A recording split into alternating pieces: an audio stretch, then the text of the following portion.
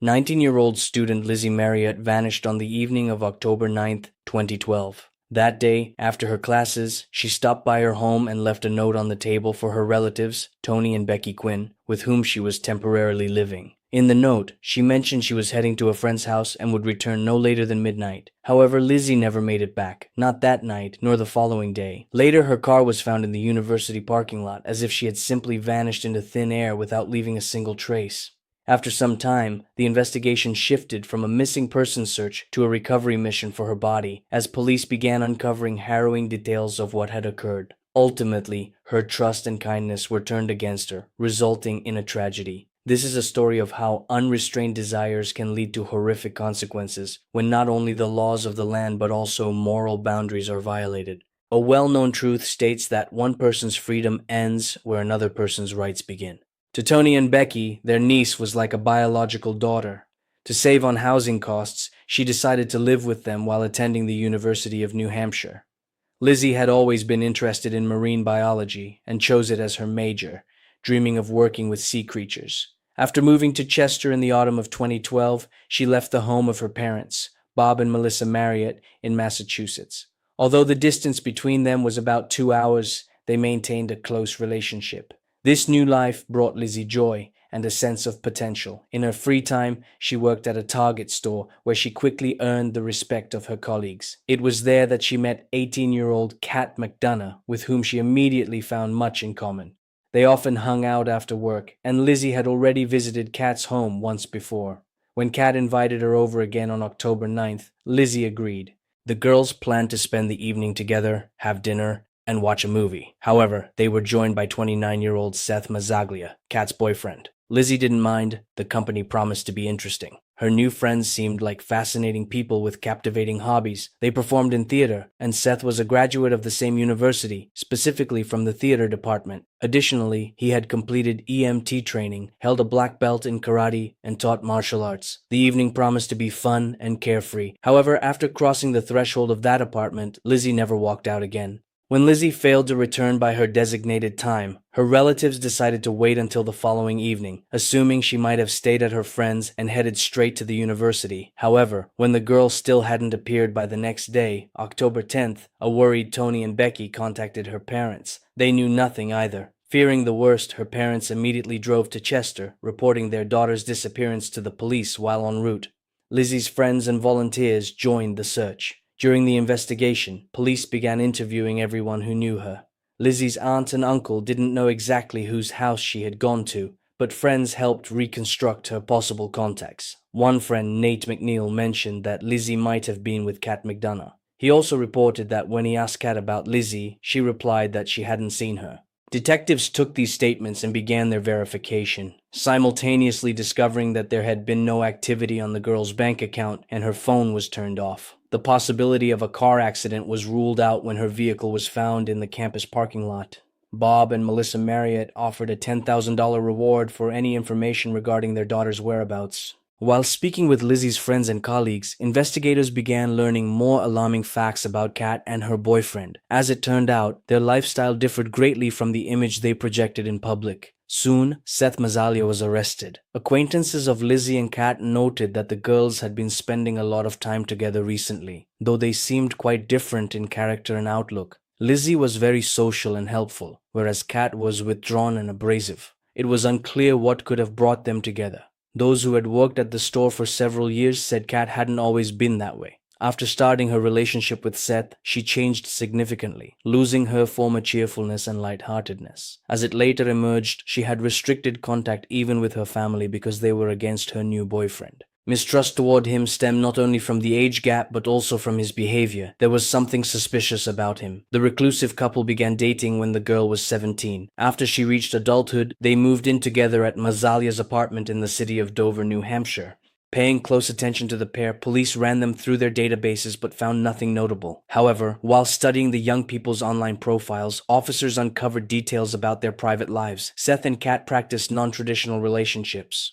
On one website, under the pseudonym Miss Scarlet, Actress Vampire, McDonough had posted a provocative advertisement. She wrote that she and her lord were seeking a live-in slave. The requirements included house cleaning, washing dishes, laundry, cooking, and a readiness to engage in intimacy at any time. The girl also shared a bit about herself and her boyfriend, describing their relationship as BDSM, bondage, discipline, sadism, and masochism, where the first party directs and controls while the second completely submits to his will. At the end of the post, Kat attached photos of herself in a gothic style. From the text, it was clear that the couple's bond was built not on love and respect, but rather on humiliation and submission. The pair practiced various games, which led investigators to believe they might be involved in Lizzi's disappearance. On October 12th, the young couple was brought in for questioning. They were interrogated simultaneously but in separate rooms, which played into the hands of the investigation. Throughout the process, Kat insisted she had not met with Lizzi on October 9th and eventually refused to speak.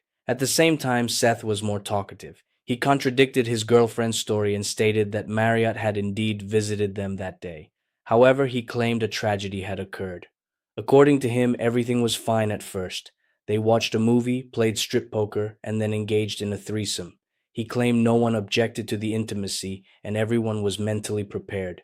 During the process, he tied the girls with ropes, but at some point, something went wrong and Lizzie accidentally died. Then, in a state of shock and fear of being misunderstood, he and Kat took the girl's body to Pierce Island and threw it into the river, after which they went home. After an 11-hour interrogation, Mazzaglia went with the police to the specified location, where he demonstrated how he got there and threw the body off the cliff. On October 13th, charges were filed. The news of Lizzie's death was a crushing blow to her family. Melissa Marriott admitted she intuitively felt something was wrong but didn't want to believe the worst until the very end. That same day, a candlelight vigil was held in Lizzie's memory. Her father, Bob Marriott, thanked everyone who came to support their family and expressed hope that prayers would help his daughter find peace. However, Lizzie's parents could not accept the version of events presented by Mazzaglia. They insisted their daughter was in a committed relationship and deeply valued her girlfriend, Brittany, and therefore would not have engaged in relations with someone else. They did not lose hope and pleaded with the police to do everything possible to find her body so they could say goodbye.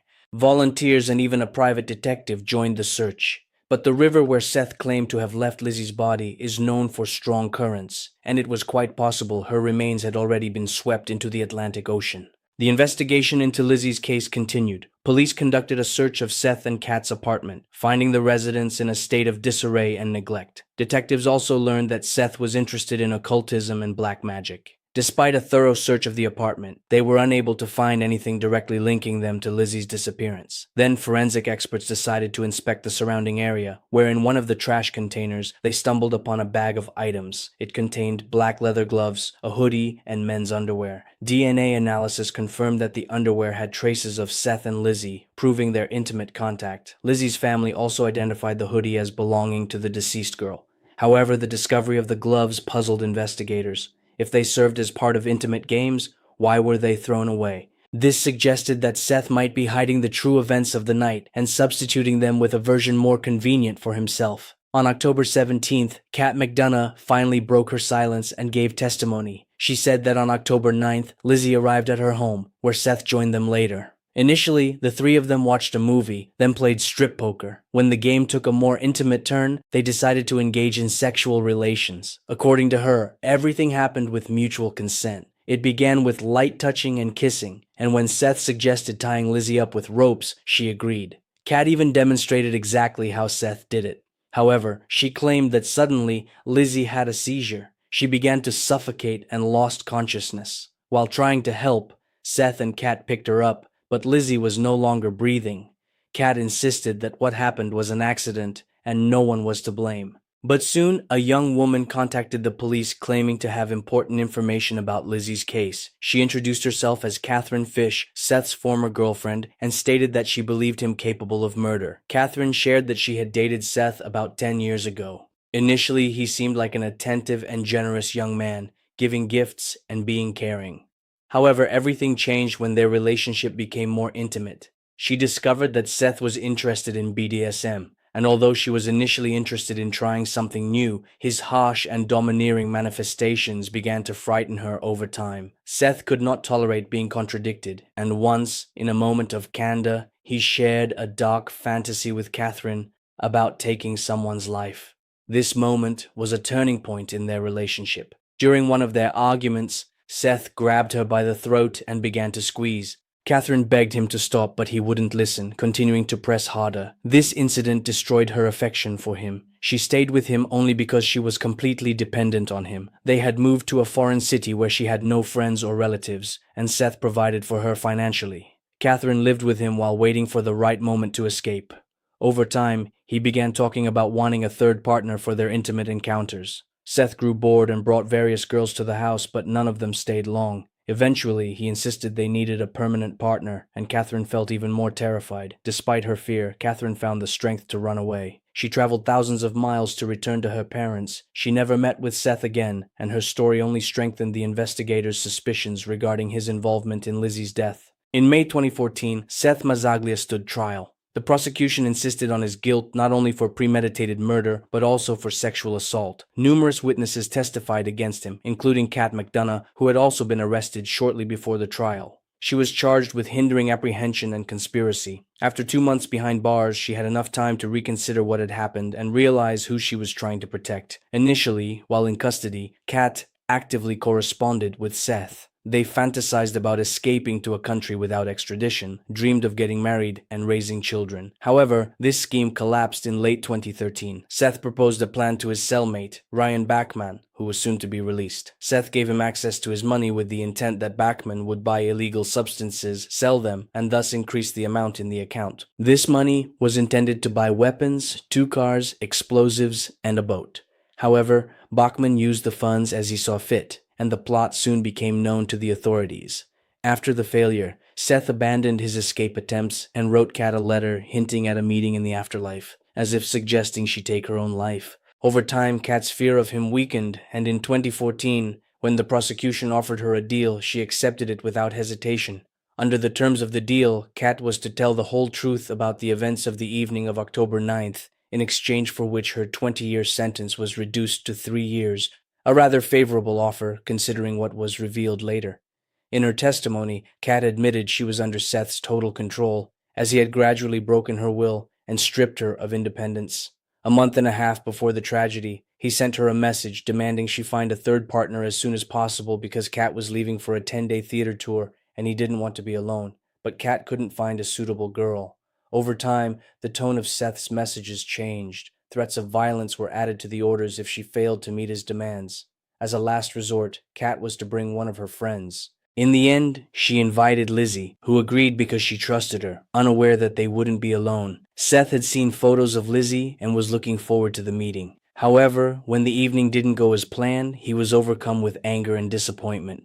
On the evening of October 9th, around 9 o'clock, Lizzi arrived at the apartment where she was met by Kat and Seth. At first, the girls spent time together chatting, but Seth soon joined them. Attempting to create a relaxed atmosphere, they turned on a movie, and Seth suggested playing strip poker and dimmed the lights, intending to move toward intimacy. The game proceeded calmly, but Lizzi gradually lost until she was left in only her underwear. At one stage, Seth suggested she kiss Kat. However, Lizzi refused, explaining that she was in a relationship and didn't want to be unfaithful to her girlfriend. A short while later, Seth made another attempt, suggesting Lizzi go somewhere private with him, but again, heard a flat refusal. Frustrated, he went into a room where he put on black leather gloves and took a rope. He then silently returned and stood behind the unsuspecting Lizzi. When he threw the rope over her neck, the girl didn't even have time to scream. Seth strangled her cold-bloodedly, without showing a hint of regret. After the murder, he committed an act of sexual assault on her body. All this time, Kat sat nearby, gripped by horror and fear that if she resisted, she might become the next victim. She claimed she didn't dare intervene due to paralyzing fear. Around 1 in the morning, the couple wrapped Lizzi's body in a tarp and placed it in a suitcase, which they then carried to her car. They headed to the river on Pierce Island, from where they went down to an observation deck, pulled the body out of the suitcase, and threw it off the cliff into the river. After that, they meticulously cleaned the car and returned it to the campus parking lot, then walked 10 kilometers back to Kat's house. Kat explained she was in a state of shock and didn't fully understand what was happening, and later feared testifying against Seth, worried he might kill her too. During the trial, Kat periodically sobbed, but there were no tears. This caused skepticism among the observers. Many perceived her behavior as an attempt to evoke pity. Seth's lawyer emphasized that Kat was a capable actress and could well be faking remorse and grief. Seth's defense maintained that Lizzi's death was an accident during an intimate encounter. However, The fact that Seth and Kat disposed of the body was not denied by anyone. Kat's defense insisted she had long been under psychological pressure and threats. According to her lawyer, Seth controlled her life, restricted her communication with family and loved ones, exerted constant pressure, and coerced her into intimacy. The prosecution, however, argued the murder was premeditated, pointing to the gloves Seth put on beforehand, knowing what he intended to do. The prosecutor suggested this was done specifically to hide traces and avoid leaving evidence. In this light, the accidental death version seemed highly unlikely. Among the prosecution witnesses were Roberta and Paul, acquaintances of Seth and Kat. According to their testimony, Seth contacted them at 10:49 on the night of the murder, asking them to come over urgently. They arrived after 11 o'clock and found a strange scene. Seth was sitting on the bed, and next to him lay a girl in her underwear. Paul asked what happened, to which Seth only repeated, "This time it went too far." Meanwhile, Roberta found Kat in the kitchen, where she was sitting curled in a ball and rocking. Seeing that the situation was abnormal and dangerous, the friends advised them to call an ambulance but quickly left the apartment, not wanting to deal with the police. On August 14, 2014, Seth Mazzaglia was found guilty of first-degree murder by strangulation, as well as sexual assault and criminal conspiracy. The 32-year-old man was sentenced to life in prison without the possibility of parole. Kat McDonough, who was 20 at the time, received the agreed-upon 3 years of imprisonment and was released in 2016. Since then, nothing has been heard of her. She has not appeared on social media under her own name, and it is believed she returned to her parents. Lizzi's body was never found, and her parents were unable to organize a proper funeral. In memory of their daughter, they installed a bench on the shore of a lake in her hometown. Bob and Melissa Marriott consider Kat's sentence too lenient and continue to believe her guilt in the incident is just as significant. They acknowledge that the killer was punished but do not consider it full justice. Lizzi is gone, but her tragedy can serve as an important lesson for other young women. Thank you for watching. If you enjoyed this video, subscribe to the channel. Many more shocking stories await you.